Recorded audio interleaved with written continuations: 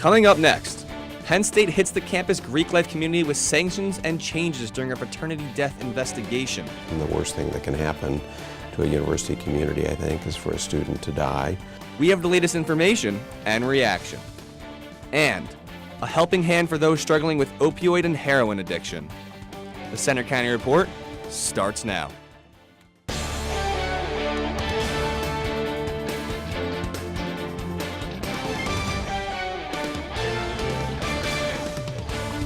Good afternoon, I'm Sophia Check. And I'm Jesse Finley. Major changes are coming to Penn State's Greek life as the investigation continues into the death of a fraternity pledge. We still don't know if criminal charges will be filed, but the university isn't waiting for that decision to take action. Reporter Matt Schaefer is live on the University Park campus with more information and reaction. Matt? Yes, thank you. I am here outside of Old Main, where the administration came down hard on Beta Theta Pi and other Greek organizations. Now, the house has been closed and the residents inside have been moved out. It's unclear what will happen to that fraternity house. However, the administration and Penn State is moving forward with big changes to Greek life here on campus. It's been almost 2 months since Penn State student Tim Piazza died after falling downstairs at Beta Theta Pi fraternity house. Police say excessive alcohol and hazing may have contributed to the death of the 19-year-old. Now the university has dropped the hammer on Penn State's Greek life community. It's permanently banned the Beta Theta Pi fraternity. There will be no fall rush for any fraternity or sorority. That's now moved to the next spring. There will be a stronger underage alcohol enforcement and more social restrictions, along with zero tolerance for hazing. Penn State took the steps after the investigation showed and what it called a pattern of excessive and forced drinking, hazing, drug use, and sales. Last night, some Greek life members gathered at Old Main to protest the decision. None of the students would talk with us about this issue. More than 7,000 students on the University Park campus belong to Greek organizations.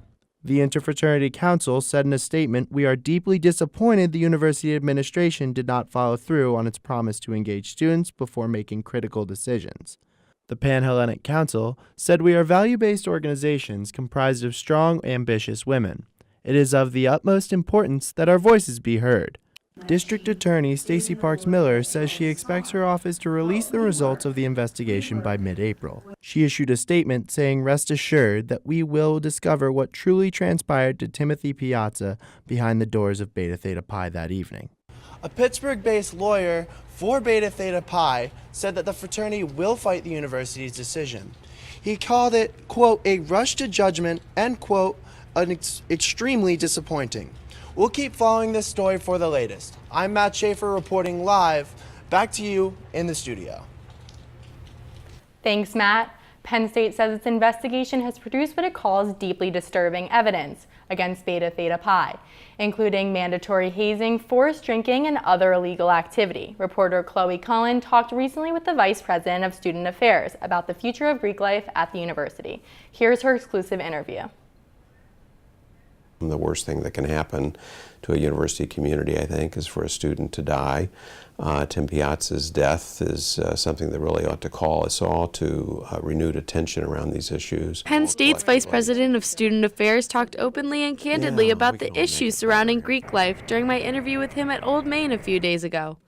Since student Tim Piazza died after falling downstairs during a fraternity party in February, police, the university, and the DA have been investigating. We shouldn't tolerate these houses being safe havens for underage drinking. Sims said it's time for more than self-regulation for Penn State's fraternities and sororities. We're going to intrude a bit more in terms of our expectations, but that's what they're going to have to live with in exchange for the recognition that really is so valuable to them. And if things don't improve, otherwise they'll go away of their own accord, not by way of anything that we would do, because I don't think on the path they're on, they are truly sustainable. I asked Sims if a total shutdown of Greek life was a possibility. He said no, but if they fall short, then we will withdraw recognition of more of these groups until everybody seems to understand what we're trying to achieve collectively, or should be. I don't think there's one magic way to improve the outcomes here, but I think what we've seen is a real decline in the behavior that we've witnessed in some of these groups. Meaning worse behavior when it comes to drinking, sexual assault, and other problems. I would not accuse them of improving, but the sad reality is that if I had been asked a month ago to name the top 3 fraternities on campus and tell a parent where they might want to direct their son, it's likely that Beta would have been among those 3. He hopes to see students and Greek life leaders working together to improve safety and security for everyone. The better approach is to find ways for these groups to actually live up to their ambitions, their missions, the values that they express for themselves, which are generally quite consistent with what we would hope to see them achieve. In University Park, I'm Chloe Cullen for the Center County Report. We've posted the full interview with Damon Sims on our website, centercountyreport.com. Good news today. After a 91-year-old federal judge went missing, he's been found alive. Edwin Cossack disappeared from Scranton. He was last seen trying to get into a closed store and then driving away. He suffers from memory problems. He was found near his car last night in Dunmore, near Scranton. Cossack was conscious and taken to the hospital. His disappearance sparked a search involving state police, the FBI, and the U.S. Marshal Service. One of the busiest streets in State College is back open today. A crane removal over the new Metropolitan apartment complex had West College Avenue between Atherton and Barnard Street closed to cars and pedestrians. A traffic detour was in place. The street was expected to be closed till Sunday, but it's now open.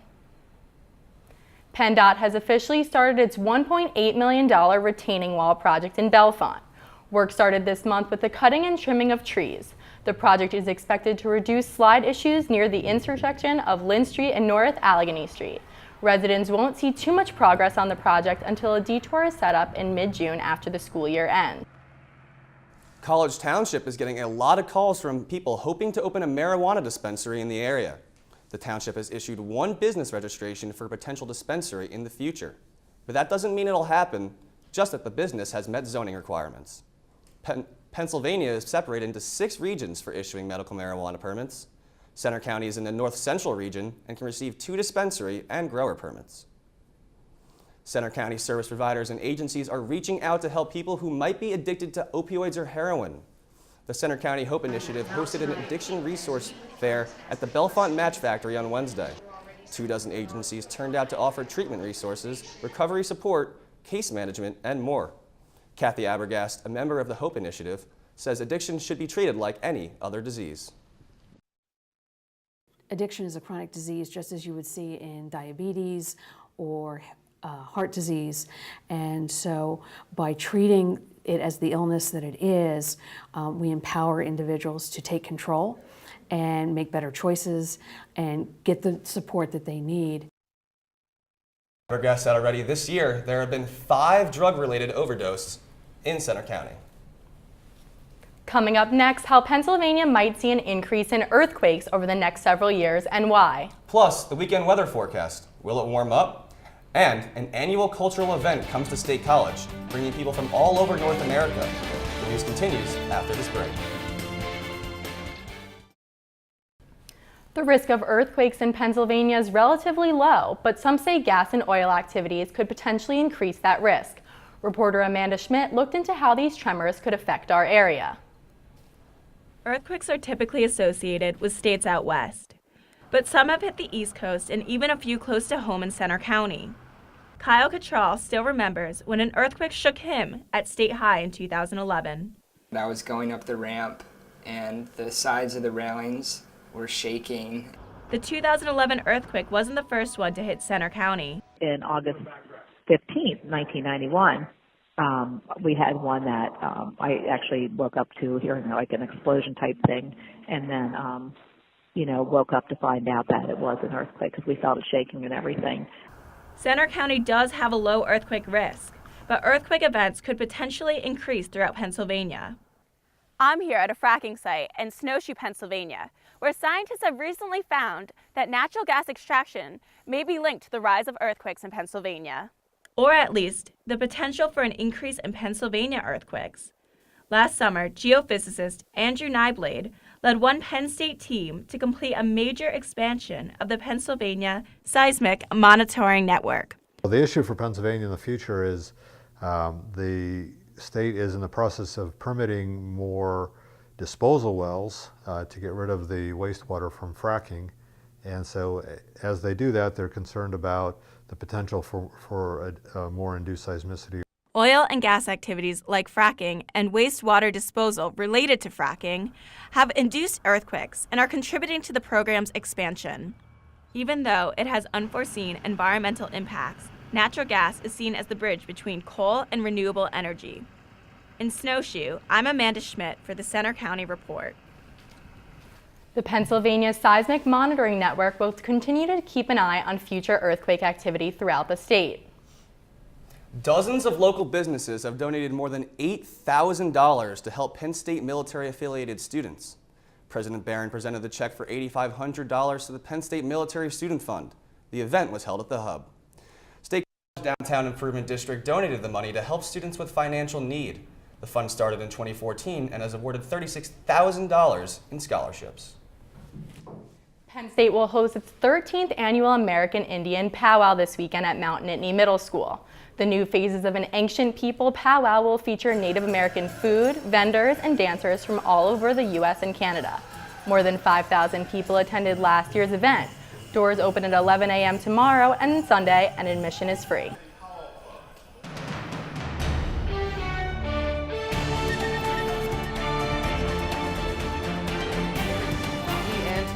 Week. Quick check on satellite and radar showing steady rain all across central Pennsylvania. Notice the oranges and yellows to our east.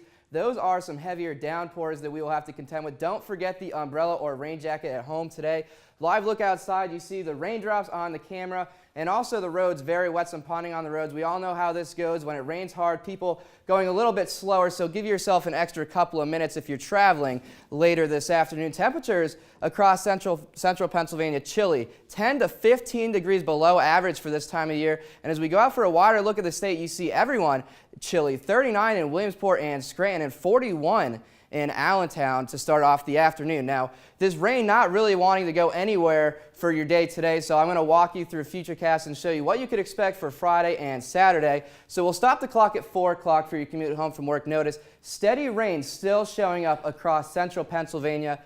8 and 9 o'clock, any evening plans, showery, the heaviest stuff off to the east. Tomorrow morning could be a stray leftover rain shower, but as we head towards the afternoon tomorrow, we start to clear out and could see a few breaks of sun. Your forecast for today, rainy and cool. Temperatures will be lucky to climb up into the mid-40s, and tonight we're dropping down to 40 degrees, steady rain switching to showers, and there will be some patchy fog overnight. Here's a quick look at your 7-day forecast. Notice the warm-up tomorrow and the clearing for Saturday and Sunday, but there is a lot of rain in the forecast, so if you have any outdoor plans you need to get done tomorrow and Sunday, look like the best days to do it.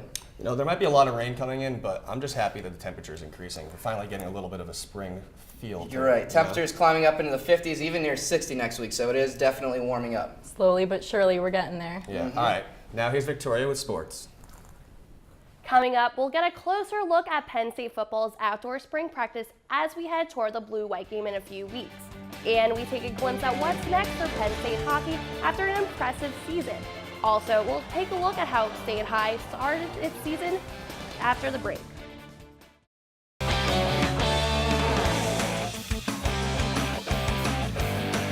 I'm Victoria Leonardo at Sports. It's baseball season, but spring football practice is underway at Penn State. After last season's memorable ride, some key players are on the way out, but the remaining squad is feeling optimistic about the future. To be honest, I think we still have that chemistry. Like, the chemistry is outstanding. You can see it during practice. The competition is at a high. I really don't think we're missing anything at all. To try and keep up with that team chemistry, upperclassmen like Marcus Allen and Saquon Barkley are showing the team's newer faces what Penn State football is all about. But you just got to continue to work hard. My advice to them would be, especially in the weight room, get stronger and get faster. With a new roster, it's completely common for teams to struggle with team chemistry, but not for this group of Nittany Lions.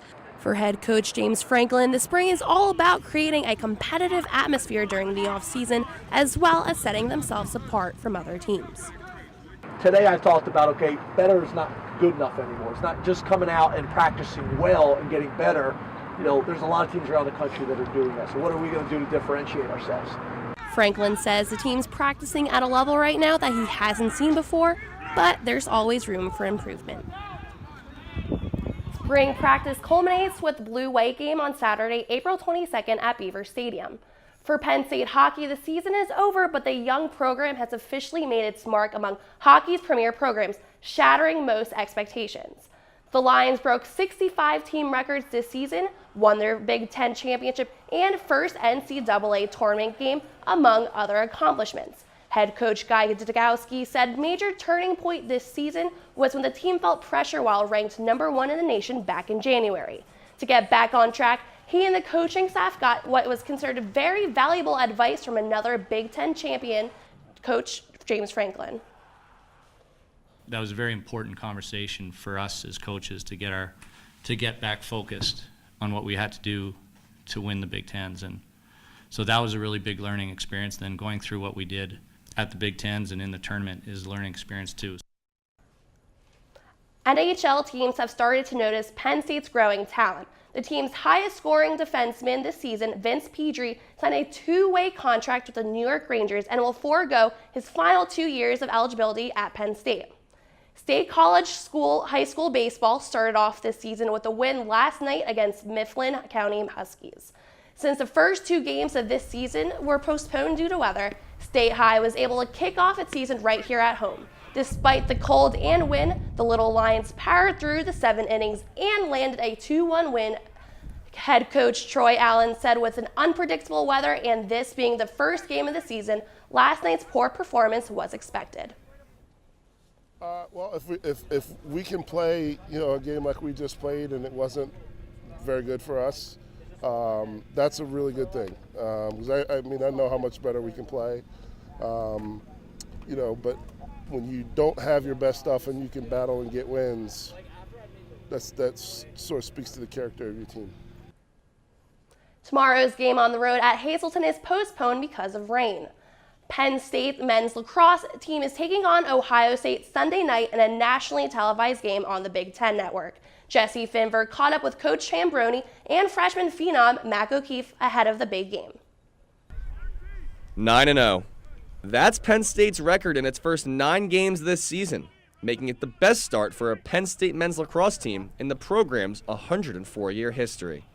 Penn State's hot start can be attributed to a number of things, but none are bigger than true freshman Mac O'Keefe, who leads the nation in goals scored with 34.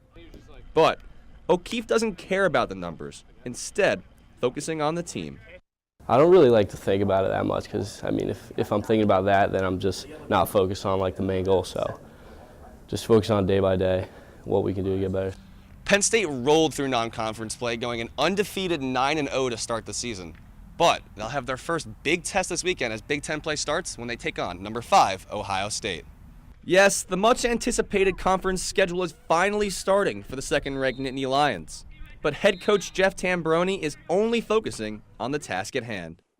Yeah, it honestly, day by day, if we start to look too far ahead, I think we're all cognizant, our staff and our team, about how successful the Big Ten has been in their non-conference schedule. But I think if you start to bite off more than we can chew, that could become a daunting task. With a win on Sunday, Penn State would tie its own record for most consecutive wins in a season with 10, a mark they set back in 2013. In University Park, I'm Jesse Finver for the Center County Report.